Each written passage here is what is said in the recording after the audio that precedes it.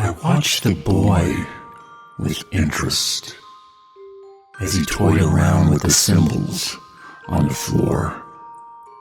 He had cut the inside of his forearm and was smearing the blood on the kitchen tile to create the summoning sigil. I blew out a tired breath over my bifurcated tongue and blinked through my nictitating membrane of my eyes. It was going to be one of those nights. He was one of those people. The kind that had to throw in a macabre touch to everything they did. Blood was uncalled for, and frankly, cliched as well. If he had the means to, he would likely have tried to sacrifice a goat too. However, looking at his apartment, it was clear from his squalid living conditions that he likely couldn't afford a goat. He had likely spent his earnings on the black wax candles that he had placed around the circle. I could see him, but he couldn't see me yet. That was the problem with making the sigil too early. It opened a conduit through which I could see into the mortal plane. You'd be surprised how many times someone has accidentally created a demonic sigil while trying to make a haunted park attraction look scary or a hot topic edgy.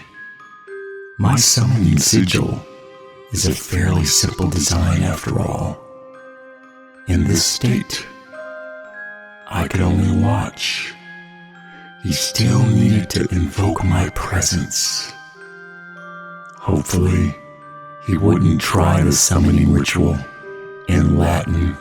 Tibi magnum enominum dum signa stallarum nigarum mi vocerti acamanu. Shit. He was pacing back and forth, reading the words aloud, as if trying to figure out the correct accents and inflections. Each attempt was somehow worse than the last. I tried my best to piece together the invocation and make sense of what he was trying to say, but it was jumbled, like he had plugged the words into Google Translate. At around the 7th incantation, I grew tired of waiting and decided to step through. It was better to get this over with now than spend my entire night in this dingy apartment. I spoke. Seriously? Did you even bother to try to translate it? Tibe magnum inamonodium signa stellatum nigeratum vocacerte acamana. Is this in English to you, the great not to be named signs of the black stars I summon you acamana? First of all, I think you owe Lovecraft royalties for ripping off that line. Second, why would you call me one not to be named when you proceed to name me? What am I, Voldemort? Besides, if you knew you were going to butcher the language, why not just stick to evoking me with my sigil and summon? He looked up from his phone, where he had Googled the words with a deer in headlights expression. I tend to get this look a lot at first. Summoners always have this image in their mind of a muscular red-skinned demon with hooked claws and a goat head. I am none of those things. God was my creator as well. Why would we be made in the image of cutting claws, masticating mandibles, and grotesque sucking appendages? God had a pattern that he stuck with. Humans, demons, angels, we all look relatively the same. Yet we are so different. I clarified for him. Think of it like this. If God is your father, then Satan is your cousin. Why would we look any different from you? So you're like me? I made a wry face and shook my head. You didn't summon me here to chat, did you? He spoke, his voice barely above a whisper. You're bound to me.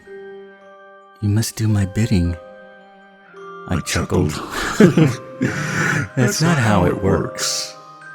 I stepped over the seal and brought myself closer to him. He stumbled back and toppled over a chair. He whimpered impotently. But I had a demon trap. You're supposed to be trapped there. That's the problem with writing in blood. One break in the pattern, and it's all void. In this instance, it was those overpriced candles you likely picked at the Hot Topic, which resulted in breaks around the outer circle. Please don't flay me and rape my corpse. What? Why would... Never mind. Not even gonna touch that one. What purpose would serve for me to kill you? Word of mouth gets around, and suddenly summoning Akamana is akin to instant death. No, that's bad publicity. I'm here to make a deal. You summoned me here for that, right? He paused for a moment, deciding to bury the initial fear, and said, What do you want in exchange? My soul? I laughed. Your soul? Sorry. But what the hell would I do with your soul? It's an insubstantial thing. It's about as valuable as your virginity. He winced and hit a sore topic. Your servitude and pledge are what really matter here. In exchange for my assistance, you will spread the word about me. There's power to be had in influence, and there is strength to be found in the servitude of others. He spoke, anger tinging his voice. And if I back out of the deal, what are you gonna do? He was angry about the virginity comment. Virgin? Or possibly, you would regret it. I left it at that, knowing his imagination would fill in the blanks and paint tortures worse than anything I could ever manage. Man always did have a knack for ingenuity. He blanched at the thought. I knew he would be mine, and he would do exactly what I wanted. It was only the small matter of the deal and its components. He paused, as if weighing his words. He had an endless sea of choices before him, and the opportunity to select only one. Did he want power, wealth, knowledge? His hands clenched by his sides. His cuticles turned white as he spoke. His anger was palpable. I want you to torment somebody for me. I listened patiently as he vented vitriol. Beth Gallagher. That bitch. I want her to suffer. I want her nights to be haunted. I want her to lie awake in bed, wondering when it was in her life that everything went wrong for her. I want misfortune to dog her every step of the way until she is so beaten down that the thought of doing anything rolls in her stomach like curdled milk. He continued, his voice rose and turned bitter. I want you to turn her dreams, hopes, and aspirations into ashes in her mouth. I want her to suffer every indignity imaginable. I want you to rot her womb so her children are stillborn and every conception aborts in the wasteland that her body has become. I want... What did she do to you? His invective halted. What does it matter? Do we need a reason to hate somebody? What a human thought. If God were still interested in what was going on down here, he'd weep. Are you going to do what I ask, or do I have to summon someone else? His attempt to force my hand would not go ignored or unpunished. I nodded my head and said, "What you ask will be done. I will make Beth suffer innumerable horrors. Truly, the things you humans do for love never cease to astound me." He gritted his teeth so hard, I thought they would shatter and chip in his mouth. I loved her. She didn't love me. You say loved her, but that's wrong. No one would do this to another person if they still didn't have feelings for them. Rejection and love, hand in hand, bred this.